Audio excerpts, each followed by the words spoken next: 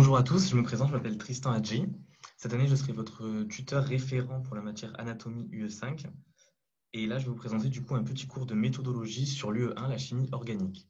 Donc votre tuteur référent pour la chimie organique, pour l'UE1, c'est Daniel Sidbon. Donc si vous avez des questions plus approfondies, je vous invite à lui demander directement à lui. Mais effectivement, tous les tuteurs, et je parle surtout en mon nom, je suis ouvert à toutes les questions sur n'importe quelle matière. Donc n'hésitez pas, si jamais un tuteur n'est pas disponible à un moment, à demander à un autre. On fera du mieux possible pour vous répondre. Donc, la chimie organique, qu'est-ce que c'est? Donc, c'est l'UE1. En gros, c'est deux modules. Le premier, des fois, il est compté dedans, des fois, il n'est pas compté dedans par rapport au professeur. En gros, vous avez un professeur, Monsieur Terme, qui vous fait tous les cours et qui est très, très sympa. Vous avez deux premiers cours que vous devez vraiment maîtriser, qui sont très importants et assez classiques.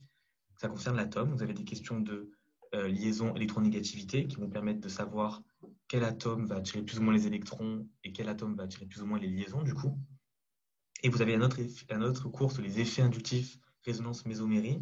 Ça, c'est pareil, ça vous permet un peu de savoir comment bougent les électrons et quels sites dans une molécule sont plus réactifs que d'autres. Si vous comprenez ces deux cours, vous allez pouvoir plus facilement appréhender la vraie chimie organique.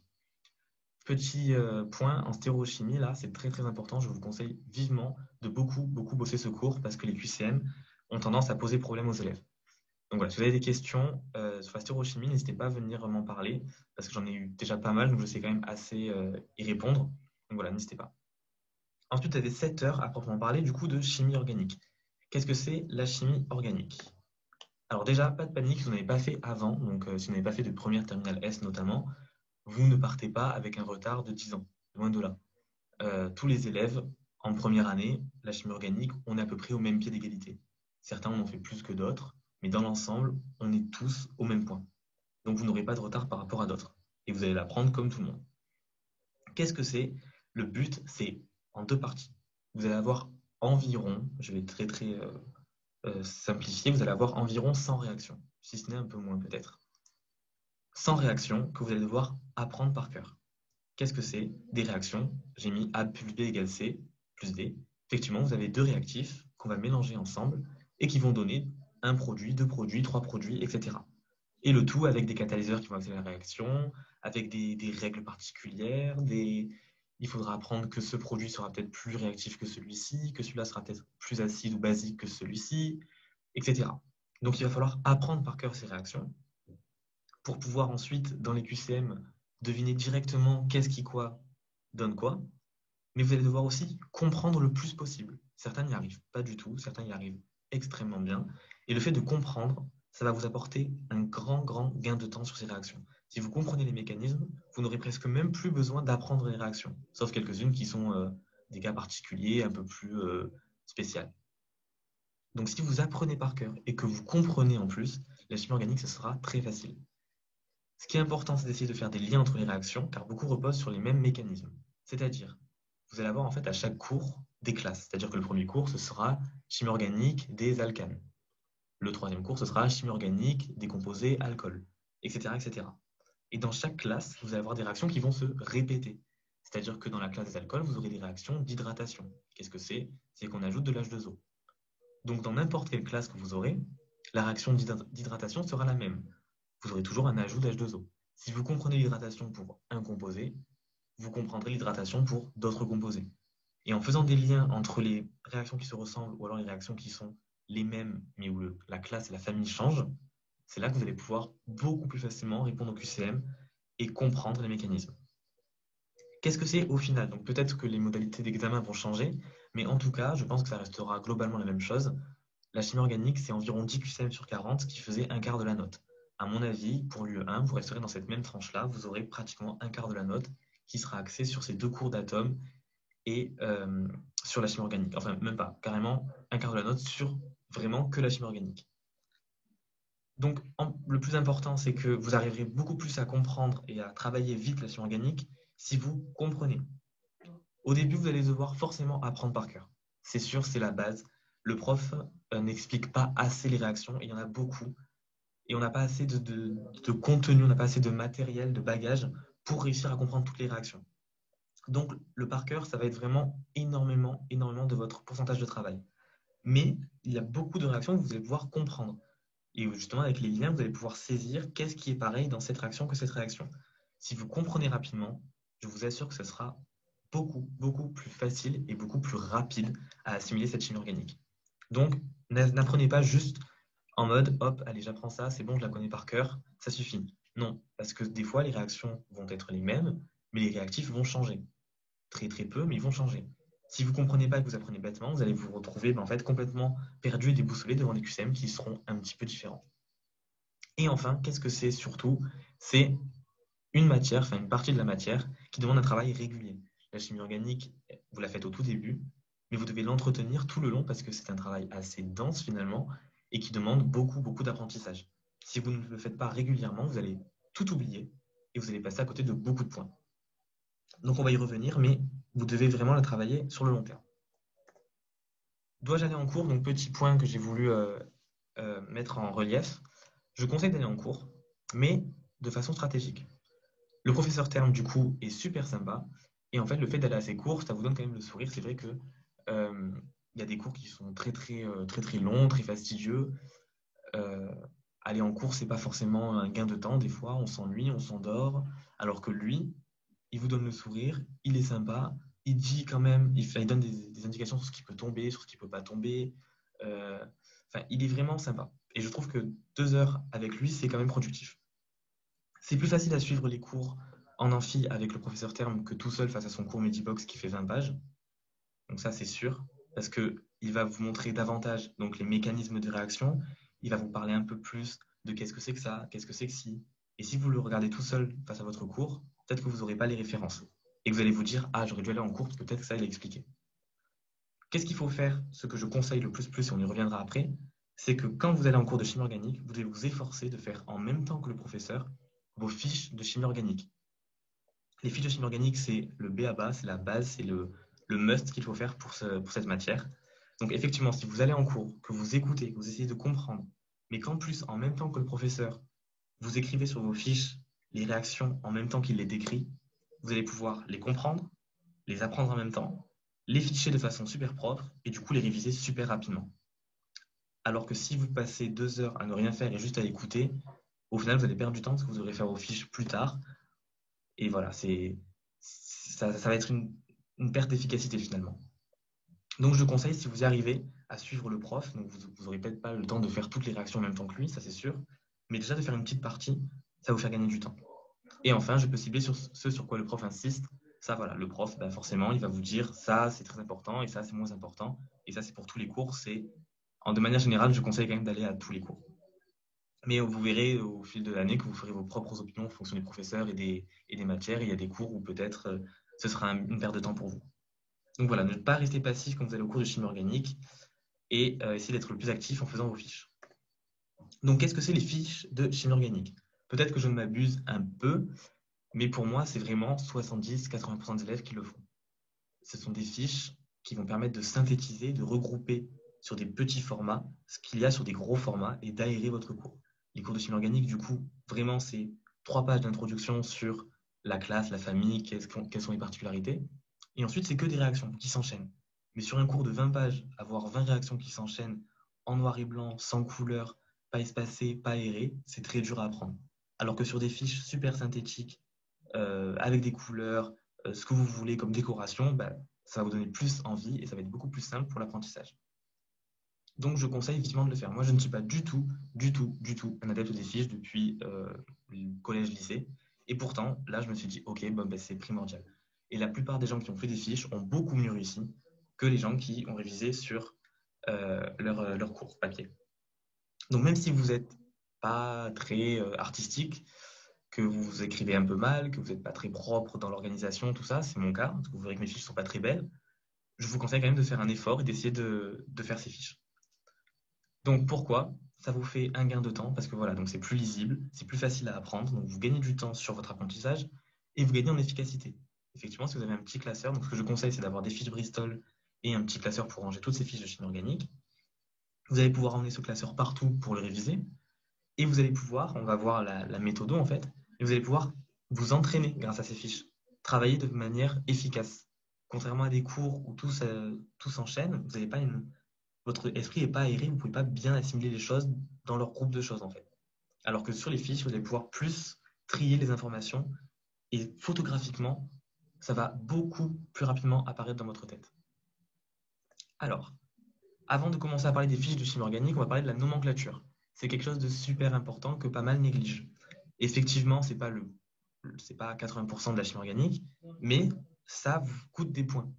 La nomenclature, pardon, qu'est-ce que c'est? C'est le fait de nommer les molécules. Donc voilà, on va parler d'alcanes, on va parler d'aldéhydes, et ben, chaque classe aura sa nomenclature, c'est-à-dire sa façon de les appeler. Donc voilà, vous voyez les exemples. Ici, j'ai mis la base des exemples. Dans le premier cours de chimie organique que vous ferez, vous aurez une partie nomenclature, une petite partie, mais quand même qui est conséquente, hein, qui va vraiment vous dire ce qu'il faut savoir, la base, les détails pour nommer des molécules. Donc, 3 cas. Soit vous en avez fait en première terminale S et vous êtes vraiment super fort. Dans ce cas-là, vous apprenez votre cours, la petite partie qu'il y a sur la nomenclature, ça suffira largement et vous n'aurez aucun problème. Soit vous la gérez, mais pas trop. Je vous conseille de faire une ou plusieurs fiches sur la nomenclature, histoire de remettre les choses au propre et à chaque fois que vous révisez, de revoir un petit peu cette nomenclature jusqu'à l'assimiler. Soit vous avez vraiment jamais fait de nomenclature, vous n'y connaissez rien du tout.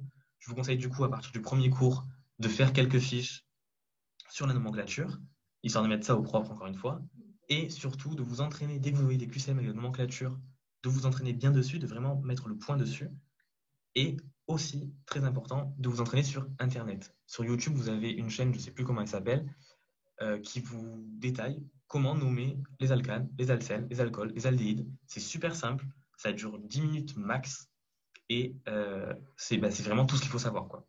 Vous n'aurez pas la nomenclature, même si vous en avez, même si les questions seront nombreuses sur ça, ça sera relativement simple.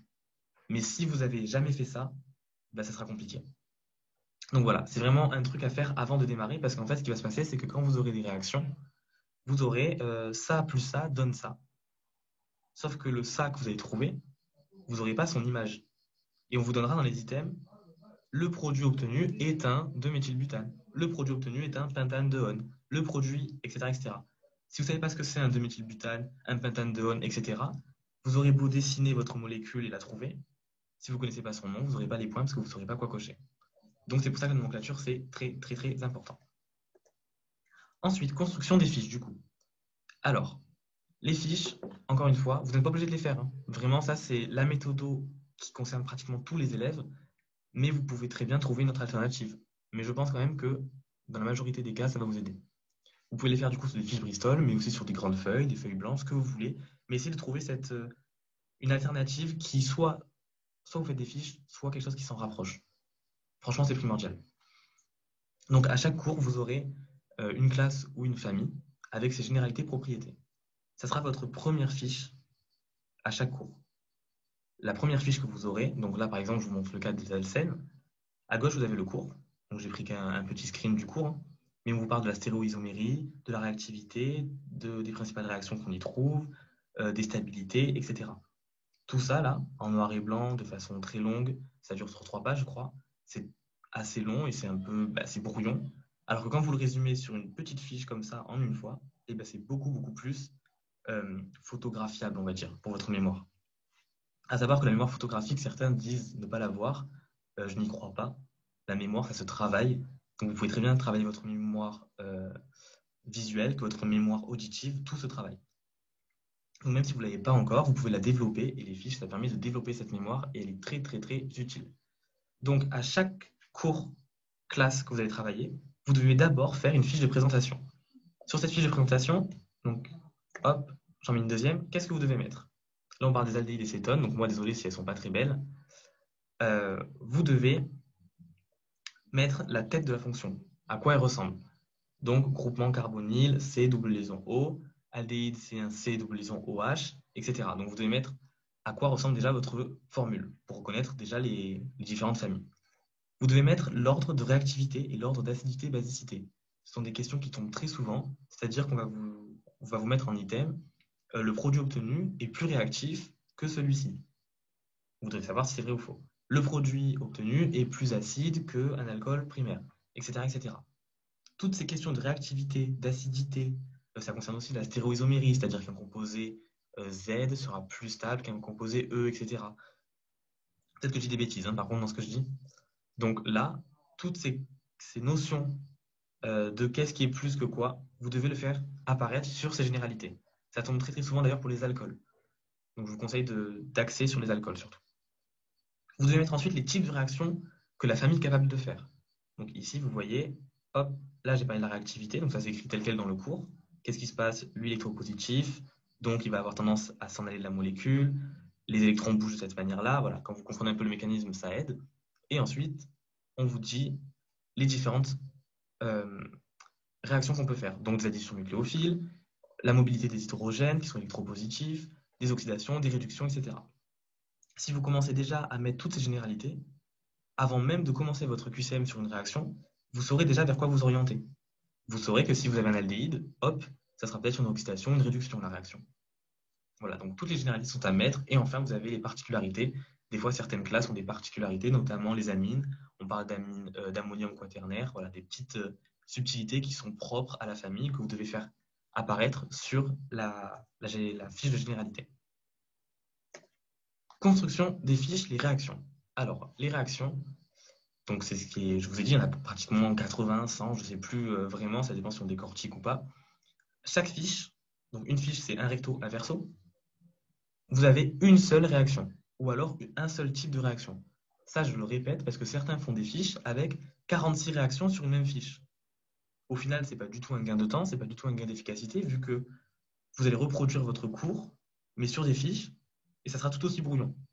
Le but de faire des fiches, c'est de vraiment aérer votre esprit, aérer votre cours.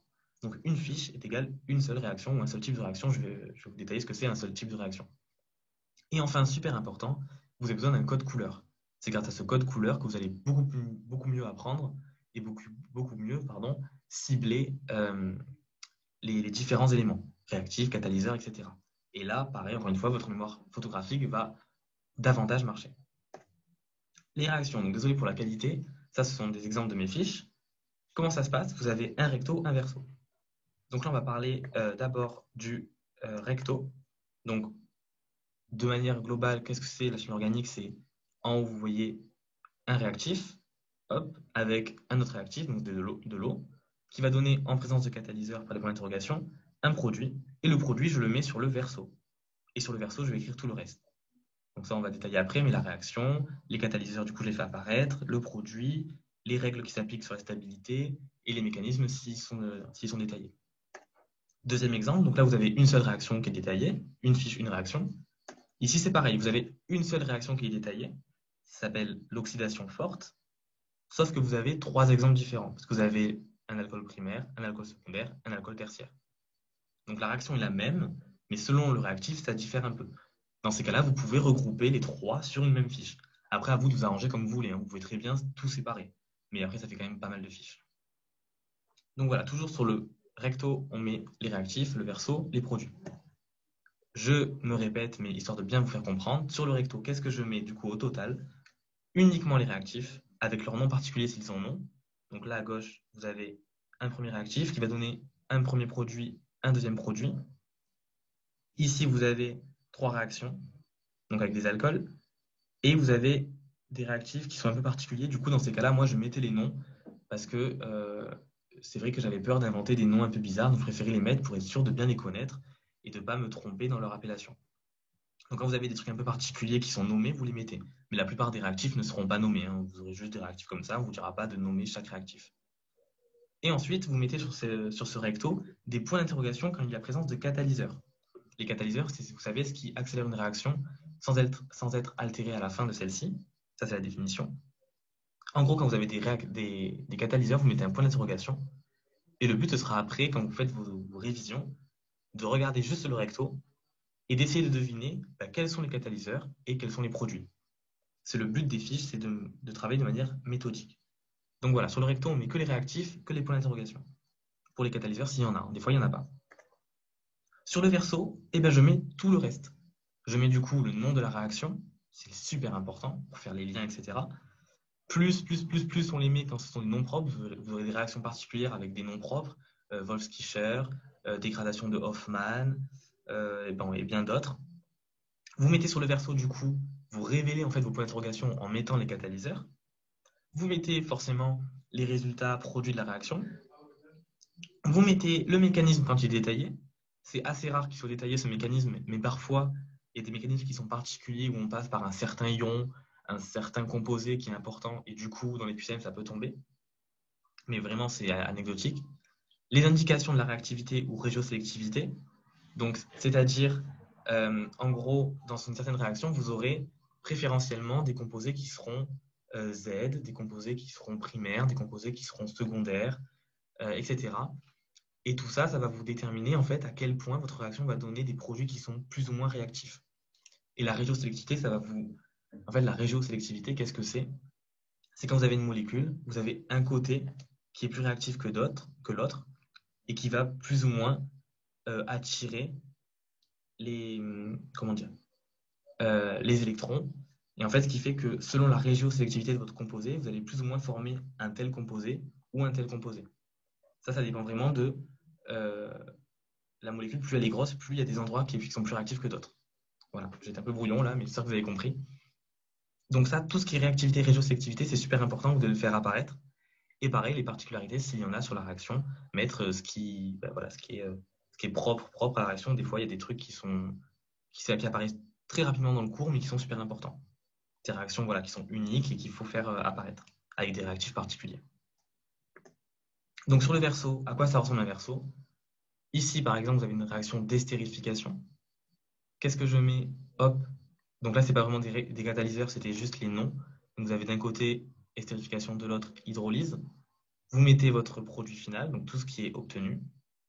Là, ce sont les réactivités différentes et les particularités, c'est-à-dire que la réaction d'estérification, avec un alcool primaire, elle permet d'obtenir des esters à 66%, alors qu'avec un alcool tertiaire, elle permet d'avoir un rendement d'ester de 5%. Ça, vous voyez, c'est des particularités qu'il faut faire apparaître, parce que ça peut tomber. Et ensuite, une particularité vraiment propre à cette estérification, si on fait la réaction avec un chlorure d'acide, la réaction sera irréversible.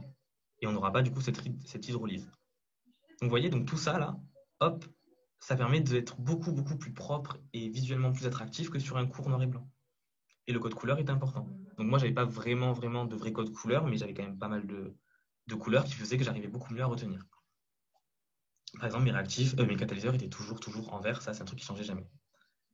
Ici, pareil, une réaction d'hydrohalogénation, c'est quand on ajoute un H en fait sur un halogène. Donc du coup, les catalyseurs, pareil. Conditions radicalaires, donc dans ces conditions particulières, qu'est-ce qu'on a comme réactivité? On a un effet Karash, un effet peroxyde. Le H se fixe sur le carbone le moins hydrogéné. Donc voilà, tous ces effets, ces particularités, ces réactivités, c'est vraiment le must à faire apparaître. Donc voilà, j'espère que c'est assez clair. C'est vraiment un recto où vous mettez le moins d'informations possible, un verso où vous mettez le plus d'informations possible. Alors, apprentissage des fiches. Du coup, comment ça marche? Déjà, plus tôt vous allez finir vos fiches, plus tôt vous allez commencer à les apprendre. C'est pourquoi je vous conseille d'aller en cours, de commencer les fiches en cours, et à chaque cours de chimie organique, vous essayez de faire les fiches dans la journée, quoi. C'est vraiment le plus. Comme ça, au moins, hop, c'est fait, vous avez vos fiches, vous apprenez que sur les fiches, et vous avez un gain de temps. Ensuite, qu'est-ce que c'est, du coup? C'est 70% de par cœur, parce que voilà, les mécanismes ne seront pas toujours expliqués. Vous allez parfois dire, mais pourquoi ça fait ça? Bon, bah tant pis, ça fait ça, ça fait ça. Vous l'apprenez par cœur, mais c'est quand même 30%, et encore j'ai été gentil, ça peut être plus que 30% de compréhension. Donc comme je vous l'ai dit, nom des réactions ou mécanismes qui se répètent, vous allez pouvoir faire des liens, comprendre plus facilement pourquoi le H va avec le O, pourquoi le N attire ça, etc. etc. Donc qu'est-ce que c'est ensuite les révisions? Donc quand vous avez un cours de chimie organique dans la journée, vous vous organisez comme vous voulez, ça vous verrez avec votre propre méthodo, mais vous apprenez votre cours à fond et tout, pas de souci. Mais après, quand vous allez réviser, il faudra réviser méthodiquement. Donc d'abord, vous allez réviser par classe, c'est-à-dire que vous allez dire, bon, aujourd'hui, je vais réviser les alcools. Hop, vous révisez tous vos alcools, toutes vos réactions, qu'est-ce qui se passe et tout et tout. Et au fur et à mesure, plus vous allez avoir un peu d'aisance avec la matière, plus vous allez commencer à mélanger les classes. C'est-à-dire que vous réviserez plus juste alcool, mais vous réviserez par exemple un même jour, vous ferez amine et alcène. Ensuite, vous ferez alcyne et carboxyle. Ensuite, vous ferez tout. Et au fur et à mesure, voilà, ça va commencer à se mélanger, parce que dans les QCM, vous avez des QCM qui vont être, hop, une réaction d'alcool. Et au fur et à mesure que vous avancez dans le QCM, vous aurez des QCM qui seront des chaînes de réactions. C'est-à-dire que vous aurez un réactif qui donne un produit, un deuxième produit, un troisième produit, un quatrième produit. Et là, dans ces QCM-là, tout se mélange. Vous avez des alcynes, des alcènes, des alcools, des alcanes, tout. C'est pour ça que dans vos révisions, vous devez commencer, enfin, au fur et à mesure, vous devez commencer à mélanger les classes. Donc, des révisions, c'est tous les jours si je galère. Si c'est pas votre truc, la chimie organique, le conseil, c'est de faire tous les jours de la chimie organique à hauteur de 20, 30, 40, 50 minutes max, quoi. Ça, c'est pendant les révisions. Au moment des visions, quand vous apprenez votre cours à proprement parler, là, vous pouvez passer un temps normal sur un cours normal. Mais quand vous faites vos révisions, c'est tous les jours, un petit peu. Et si jamais vous arrivez quand même à peu près à faire de la chimie organique, que vous n'êtes pas trop mauvais, vous pouvez vous permettre de le faire tous les 2-3 jours. Voilà, ça dépendra vraiment de vous. Je vous conseille de ne pas écouter quand on vous dit oui, c'est vraiment tous les jours, tous les jours 30 minutes, pas plus, pas moins. Chacun s'adapte comme il veut. Donc effectivement, c'est un must et je pense que tout le monde devrait en faire tous les jours. Mais je ne vous conseille pas de vous enfermer dans des cases par rapport à ce que les gens disent. Parce que c'est à cause de ça, c'est quand on s'enferme dans des cases que du coup on se force à être quelqu'un qu'on n'est pas, à travailler comme on n'aimerait pas le travailler. Et du coup, on perd en efficacité. Donc voilà, ça dépend de votre état, mais soit tous les jours, soit très fréquemment quand même, et à hauteur de 30-45 minutes max, pour pas empiéter sur les autres cours qui sont plus denses. C'est plus de 100 réactions, les fiches, comme je vous ai dit. Donc c'est normal que ce soit long à apprendre. Vous allez mettre du temps à assimiler ça. Et c'est tout à fait normal. Beaucoup me disaient, quand j'étais tuteur, oui mais Tristan, j'arrive vraiment pas, je comprends pas. Il y en a, ils ont déjà tout appris, ça fait 2 semaines qu'on l'a fait, ils connaissent tout par cœur. Alors déjà, il y en a, ça sera faux. Et peut-être ils apprendront par cœur mais sans comprendre. Et du coup, ils n'auront pas les points QCM. Et en plus, chacun va à son rythme. Personnellement, je vous dis ma propre expérience, j'ai mis longtemps avant de m'y mettre sérieusement. J'ai commencé de travers sur ça et j'avoue, j'ai mal géré. Du coup, j'ai commencé à le faire un peu tard et j'ai mis du temps à le comprendre et à l'apprendre. C'est très très long, donc ne vous inquiétez pas si vous avez l'impression d'être en retard. Juste, si vous tardez, dites-vous que c'est votre méthode qui est mauvaise et vous devez plus vous concentrer dessus et vraiment trouver votre point fort pour l'apprendre. Et ensuite, apprentissage des fiches, pardon. Donc oui, c'est les apprendre, les comprendre. Certes, c'est faire ses cours. Mais le plus important pour la chimie organique, c'est de faire des QCM. Et ça, alors là, il n'y a pas de, y a pas de secret. On pourra vous dire n'importe quoi. La chimie organique, pour la réussir, c'est les QCM. Vous devez en faire des tonnes et des tonnes. Hop. Alors, comment on apprend ces fiches? Il y a 5 étapes. La première étape, selon votre position dans le quad, soit vous êtes au début, du coup vous choisissez une classe de molécules, donc vous allez partir par exemple sur les alcools, soit vous êtes vers la fin de votre quad, où vous maîtrisez déjà assez bien la matière, vous choisissez tout le classeur, c'est-à-dire plusieurs familles ou alors toute la chimie organique. Une fois que vous avez choisi votre cible, vous allez piocher une fiche au hasard dans ce choix. Donc si vous êtes dans les alcools par exemple, vous prenez au hasard le recto d'une fiche alcool. Qu'est-ce que vous faites? Vous regardez uniquement le recto, donc les réactifs avec les catalyseurs en point d'interrogation. Et à partir de ce recto, vous essayez de deviner au maximum tout ce qu'il y a écrit sur le verso. En fait, c'est ça le but des fiches, c'est d'apprendre de manière intelligente. C'est pas juste regarder son cours, se dire ah ok ça donne ça. Non, c'est se tester. Les fiches, c'est se mettre à l'épreuve. Du coup, vous regardez votre recto, vous vous dites, alors ok, là j'ai un alcène avec de l'eau, qu'est-ce que c'est? Bon, ce sera peut-être une hydratation, ça va peut-être donner un alcool, ah non, peut-être pas, ah peut-être que la double liaison va se casser pour aller là, catalyseur, qu'est-ce que c'est? Ah ben, ça sera peut-être du peroxyde, etc., etc. Une fois que vous avez tout essayé de deviner, au début, vous allez l'écrire. Parce qu'au début, vous allez devoir imaginer comment les atomes bougent entre eux, donc vous allez devoir deviner en écrivant. Ça va vous aider. Au fur et à mesure, plus vous allez y arriver, plus vous allez réussir à photographier et plus vous allez réussir à faire les réactions dans votre tête. Et ça, pareil, ça se fait sur la longueur. Donc, je choisis une classe, une famille ou tout le classeur, je pioche une fiche, je regarde le recto, j'essaie de deviner tout le verso. Ensuite, je regarde le verso pour vérifier mes réponses. Donc ça, logique. Quand vous vérifiez vos réponses, vous faites vraiment attention de n'avoir rien oublié. Et si possible, quand vous avez fini votre réaction, vous essayez de voir avec quelle autre réaction elle s'apparente. Par exemple, vous avez fait une réaction d'hydratation d'alcool, vous vous dites, attends, ça ressemble exactement à l'hydratation de carboxyle. Hop, je vais aller voir si j'ai raison. Bingo, vous avez raison. C'est à peu près pareil. Et du coup, en 2 secondes, vous avez fait un lien entre deux réactions et vous avez compris le mécanisme. Donc voilà, ces 5 étapes, c'est vraiment comme ça qu'il faut réviser. Et du coup, ça, soit vous le faites pendant longtemps quand vous faites vos révisions de cours, soit vous le faites 30-45 minutes pendant vos révisions. Et ça doit aller normalement assez vite, voilà, parce que si vous galérez, bah, hop, vous regardez directement le verso, vous regardez où est-ce que vous galérez. Et si vous y arrivez, hop, vous dites c'est bon, nickel, je connais ma fiche, super, et on enchaîne. Et vous devez réussir à faire voilà, plusieurs réactions pendant votre temps de révision. Si pendant vos révisions, pendant 30-45 minutes, vous voyez que vous faites 3 fiches, il va falloir accélérer ou trouver une autre méthode. Ce qu'il ne faut pas faire, du coup, c'est apprendre les exemples chiffrés par cœur. Donc, des fois, vous allez avoir des exemples de pKa, de pH. Il y en a très peu, mais du coup, ça ne tombe pas, donc ne l'apprenez pas par cœur. C'est négliger cette matière et la travailler au dernier moment. Ça, c'est sûr. Il y en a beaucoup qui se disent, ouais, mais je le ferai à la fin. Mais alors là, c'est non, non, non et non. Il faut vraiment le travailler de manière régulière. Négliger les QCM et privilégier les cours écrits, ça, c'est à ne pas faire du tout. C'est les QCM qui priment, vraiment. Parce que c'est grâce à eux que vous allez vous confronter à la difficulté de la matière et que vous allez voir où est-ce que vous avez raison, tort, etc. Ensuite, construire des fiches à la va-vite et peu attractives.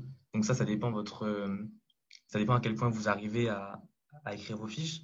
Mais dans l'ensemble, si vous faites des fiches qui sont brouillons, moches et sans couleur, ça va être super dur pour vous de les apprendre.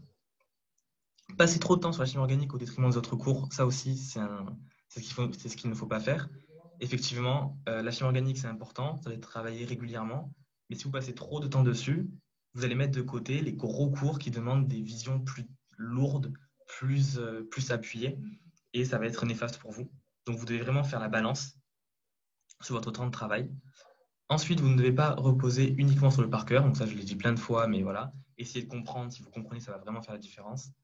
Et ne pas apprendre toutes ces fiches à l'envers comme un fou, c'est-à-dire partir du produit pour trouver le réactif. Donc ça, il y en a quelques-uns qui le faisaient, c'est-à-dire qu'ils regardaient le produit et ils essayaient de deviner qu'est-ce qui a donné ce produit. Alors c'est intéressant, ça peut être utile de le faire pour vraiment vous tester et voir à quel point vous connaissez vos fiches, mais ne faites pas ça pour tout parce que ce n'est jamais arrivé que le prof fasse, en tout cas en anal, ce n'est jamais arrivé que le prof fasse une inversion et qu'il vous fasse partir du produit pour trouver le réactif. Donc, si vous commencez à apprendre ça de manière acharnée, vous allez perdre du temps. Faites vraiment réactif, produit, et en plus, vous apprenez réactif, produit. Normalement, vous arrivez à être versatile et à trouver l'inverse, quoi. Les QCM, du coup, il faut en faire des tonnes, des tonnes, des tonnes, des tonnes, des tonnes, et ça, j'en dément pas. Vous le faites avec les QCM de Master Prépa, les QCM de EasyPassS, les QCM de vos amis, enfin, vraiment des tonnes et des tonnes. Et mon conseil du coup, pour travailler ça, c'est je fais mon QCM de chimie organique blindé avec la concentration, le brouillon à côté. Donc, vous avez par exemple 10 QCM de chimie organique, vous avez votre brouillon, hop, vous faites vos 10 questions en dessinant vos molécules à droite. Voilà, hop, hop, ça te donne ça, peut-être comme ça. Vous faites à fond. Une fois que vous avez fini vos 10 questions, vous refaites le QCM de manière plus rapide, mais en vous aidant de vos fiches. C'est-à-dire que vous refaites le même QCM, mais avec votre cours à côté, enfin avec vos fiches à côté. Comme ça, vous allez voir si, avec les fiches, donc avec la réponse, déjà si vous la trouvez, vous allez voir si vous faisiez carrément fausse route ou si vous aviez saisi la chose, ou si carrément vous aviez eu juste. Ça, vous le refaites, mais de manière rapide, pour voir vraiment si vous êtes hop, hop, si vous arrivez vraiment à faire le lien entre question 1, ah ouais, ça part direct d'Alcène, hop, je vais à la fiche Alcène, ça parle d'hydrogénation, go, go, go. Ça va vraiment vous tester et voir votre facilité à faire les liens. Une fois que vous avez fait 2 fois ces QCM, vous corrigez et vous regardez bien si vous avez un décalage entre vos réponses de la première tentative et vos réponses de la deuxième tentative. C'est là que vous allez voir si vraiment vous connaissez vos fiches ou si vous ne les connaissez pas. Et quand vous avez fait vos 2 QCM avec votre vérification, vous n'oubliez pas de noter bien les endroits où vous galérez, les endroits où vous avez fait des erreurs, les endroits où vous étiez à côté de la plaque, etc. etc. Ça, c'est vraiment une méthode que je trouve super efficace de se tester, on va dire, sans rien et de se tester avec le matériel. Parce que des fois, on fait le QCM sans rien, on n'y arrive pas. Et on se rend compte qu'en faisant le QCM, mais même avec ses fiches à côté, on n'y arrive pas. Et dans ce cas-là, ça veut dire que c'est un problème de compréhension et que c'est que vous n'avez pas encore assimilé vraiment la méthode de la chimie organique. En conclusion, la chimie organique, ça fait peur à beaucoup d'entre vous, mais au final, le prof, propose les mêmes fiches de QCM chaque année. Donc, quand vous allez venir au temps de réviser les annales, vous allez vous rendre compte que c'est pratiquement tout le temps la même chose et vous allez commencer à piger le mécanisme et avoir des bonnes notes. C'est une matière qui demande un travail assidu, mais sincèrement, même si ça fait très très peur au début, on vous dit ouais, vous allez apprendre sans réaction, tu te dis non mais c'est mort, c'est impossible. Au final, ça se fait et pour tout le monde. N'écoutez pas les vantards qui diront tout connaître dès le premier jour, c'est faux, c'est pas possible. Il y en a plein qui vont dire ouais, moi je connais tout par cœur. Bah ouais, mais voilà, mais au final, la compréhension, tu galères. Et quand il y a plusieurs réactifs d'affilée, bah, tu comprends plus rien. Donc voilà, restez droit dans vos baskets, fidèle à vous-même et allez à votre rythme. Ne faites pas attention aux autres. Et ensuite, dans tous les cas, c'est un travail dans la durée. Donc voilà, ça je le répète encore et encore et encore. Vous n'arriverez pas à apprendre super rapidement. Ça va forcément se faire dans le temps. Vous allez peut-être tarder beaucoup, beaucoup. Au contraire, vous allez peut-être réussir plus tôt. Mais dans tous les cas, c'est super dur d'apprendre sans réaction. Et de les mêler entre elles, de faire des mélanges et tout, c'est compliqué. Donc ne vous inquiétez pas, c'est quelque chose qui se travaille dans le long terme et vous y arriverez tous autant que vous êtes. Il suffit juste d'avoir sa bonne méthode, de se faire confiance et d'être très très assidu sur le travail et surtout méthodique et efficace. Voilà, voilà. Si vous avez des questions, vous n'hésitez pas.